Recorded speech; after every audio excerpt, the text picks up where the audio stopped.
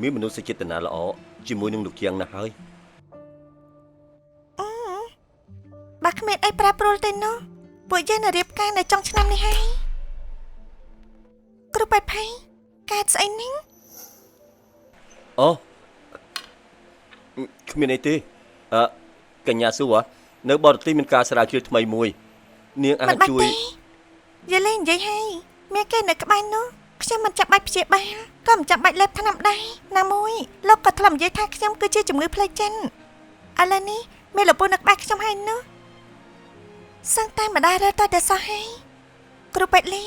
លោកថាតើមេខ្ញុំជឿឲ្យមែនទេប្រហែលជាអញ្ចឹងហើយស៊ូលីងអេនាងនឹងខ្ញុំស្គាល់គ្នា10ឆ្នាំមកហើយពួកយើងរាប់ថាជាមិត្តដែរទេរឿងហ្នឹងក៏ប៉ិតមែនហើយយ៉ាងម៉េចរយៈពេល10ឆ្នាំនេះពេលខ្ញុំមើលជំងឺរបស់នាងនោះខ្ញុំទទួលបានអារម្មណ៍ថាអវិជ្ជមានច្រើនខ្លាំងណាស់ខ្ញុំមានអារម្មណ៍ថាខ្ញុំកើតរោគបាក់ទឹកចិត្តណានាងយល់ដែរទេថាម៉េចគឺស៊ីវអេ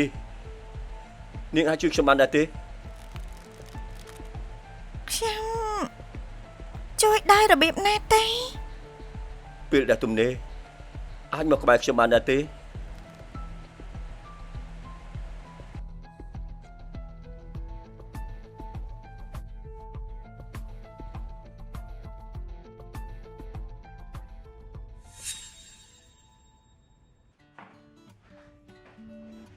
វ៉ាលោកពោធ្វើម្ហូបពេញម៉ូតូនេះតែម្ដងមែនទេនាងសុទ្ធតែជាម្ហូបដែលអូនចូលចិត្តទាំងអស់នោះ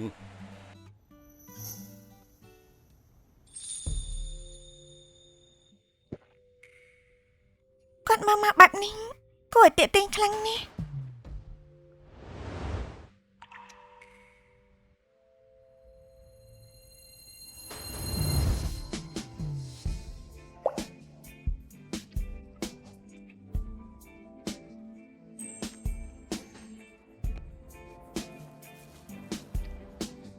បែបនេះគឺហួសហេតុពេកហើយណា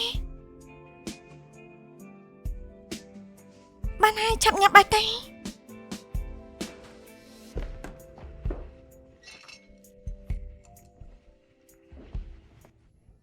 ពូបញ្ញាប់មកណា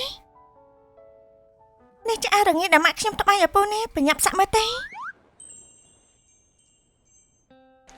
ធំនឹងក្តីមកដល់ពេលនេះជាលើកទី1ហើយដែលមានគេចាក់អាវឲ្យខ្ញុំពាក់នោះអារងាដែលម៉ាក់ខ្ញុំត្បាញពាក់ទេដល់តែផាសុខភាពហើយអបអរសាទរពូផងនេះប៉ាអរគុណអូនដែលធ្វើឲ្យបងមានអារម្មណ៍ថាដូចជានៅផ្ទះយ៉ាងចឹងផ្លឹកដល់ណាបញ្ញាប់សាក់ទេ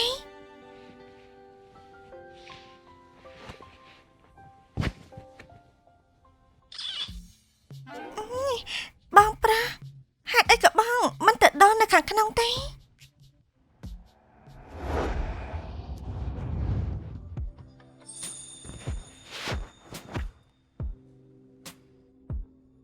ពីមុនណាគេនិយាយថា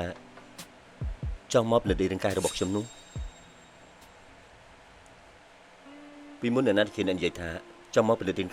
នោះខ្ញុំនិយាយតាំងពីពេលណាទេពេលដែលពួកយើងខលវីដេអូជាមួយគ្នាខ្ញុំនិយាយលេងទេខ្ញុំចង់មកនោះទេប៉ា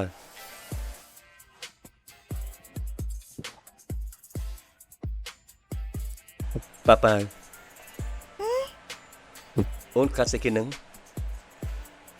អូនមិនចង់មើលទេជួយដោះឲ្យបងទេលោកពូនេះថ្ងៃចេះទេពេលថ្ងៃចេះមានអីទេយ៉ាងណាក៏ពួកយើងចិត្តខ្លាចជាប្តីប្រពន្ធគ្នាដែរ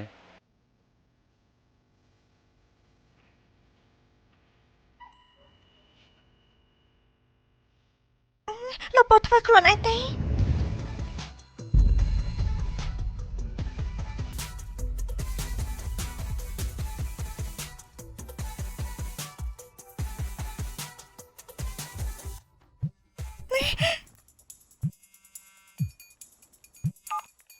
អាឡូ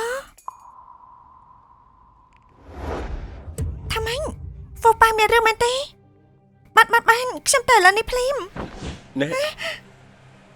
មានរឿងអីហ្នឹង គួរងាប់ហើយ